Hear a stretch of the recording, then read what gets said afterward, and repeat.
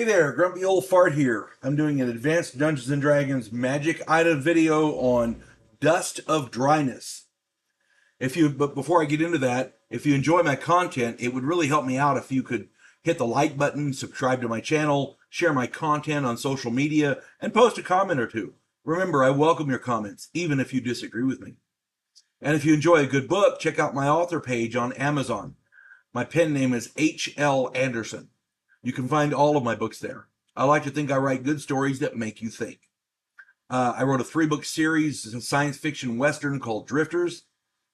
I wrote a fun story called The House Off Farrago Road about a house in New Orleans where the monsters all hang out.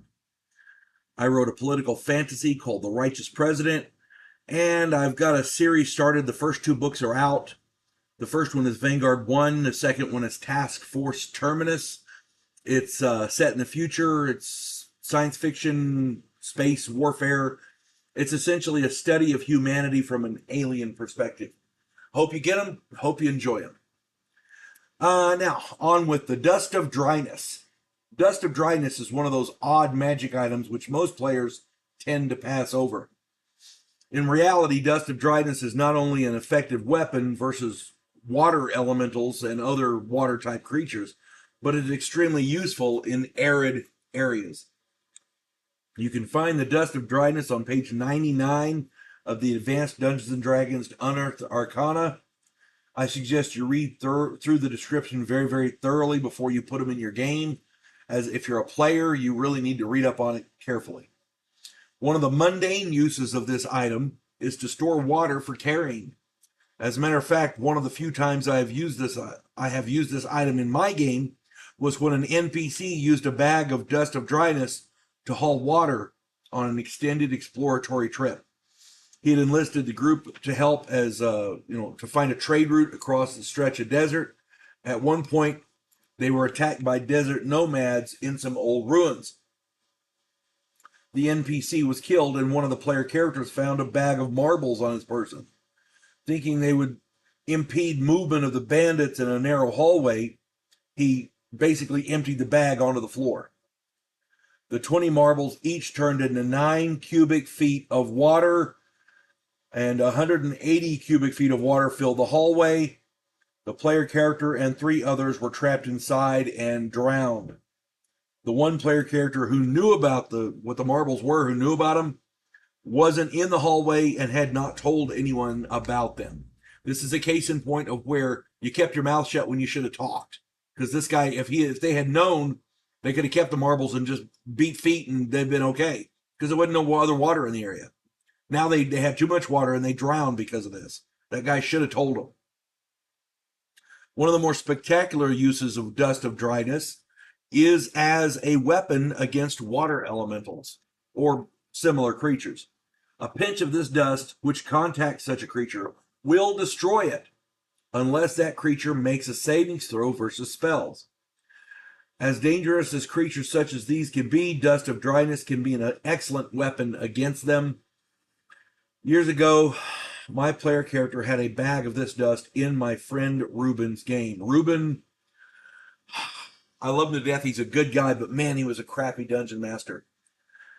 This guy fancied himself a killer dungeon master.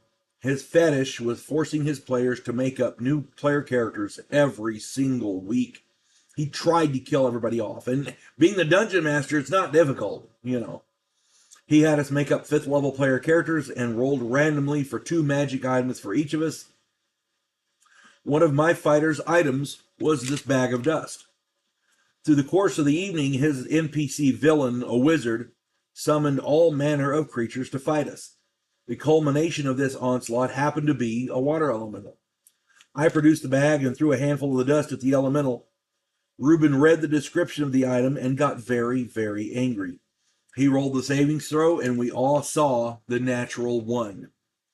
Suddenly, throngs of warriors mysteriously appeared and slaughtered us all.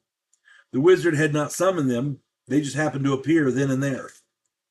As far as I know, that was the last game Ruben ever run. He really was a crappy dungeon master, and after that game, his players all knew it. But that Dust of Dryness really, really saved our bacon. until, of course, the dungeon master decided, oh, that's not enough, you have to die. Yeah. But again, don't overlook Dust of Dryness. It can be extremely useful as a player. And as a dungeon master, it really helps your players. I mean, people say, yes, it can kill a water elemental. But a lot of times they overlook the thing where they can, store water for long trips. You see what I'm saying? It's crazy. At any rate, I hope this finds everybody well. And if you have comments, put them down there. I'm sure we'd all love to read them, even if you disagree with me. Hope this finds everybody well. You folks have a good one. God bless one and all. Vanguard 1, Devo Polan, a scientific representative from a pacifist race called the Gandhiri, has come to Earth to learn the one thing that humans do better than anyone else in the galaxy: to fight. In the sequel, Task Force Terminus, Earth is at war with an alien race called the Amdola. Devo Polan's new commission in the Terran fleet exposes him to bigotry and treachery, and he comes to realize that sometimes political and military maneuvering are one and the same.